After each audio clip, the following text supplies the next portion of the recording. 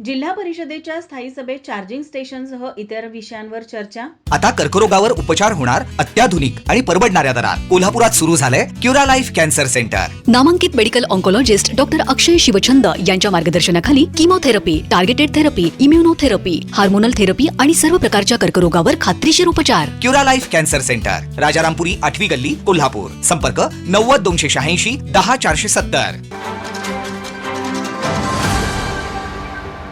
कोल्हापूर जिल्हा परिषदेच्या आज मंगळवारी झालेल्या स्थायी समितीच्या सभेत विविध विषयांवर चर्चा झाली. सभेच्या अध्यक्षस्थानी जिल्हा परिषद अध्यक्षा शिल्पा खोत होत्या.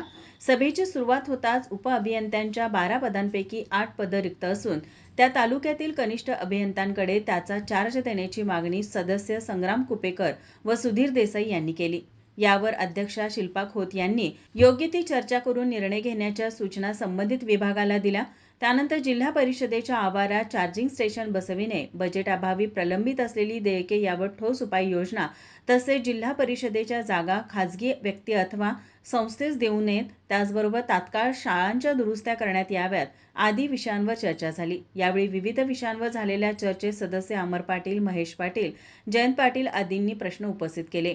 या स्थायी समितीच्या सभेस उपाध्यक्ष तानाजी पाटील, शिक्षण सभापती शीतल यादव, बांधकाम सभापती सारिका नांदेकर, महिला बालकल्याण सभापती विद्या पाटील, समाज कल्याण सभापती श्रद्धा गायकवाड, जिल्हा परिषदच्या मुख्य कार्यकारी अधिकारी डॉक्टर जास्मिन यांच्यासह अधिकारी कर्मचारी उपस्थित होते. माझा महाराष्ट्र न्यूज, कोल्हापूर. ताज्या घडामोडी पाहण्यासाठी माझा महाराष्ट्र न्यूजला आजच सबस्क्राईब करा.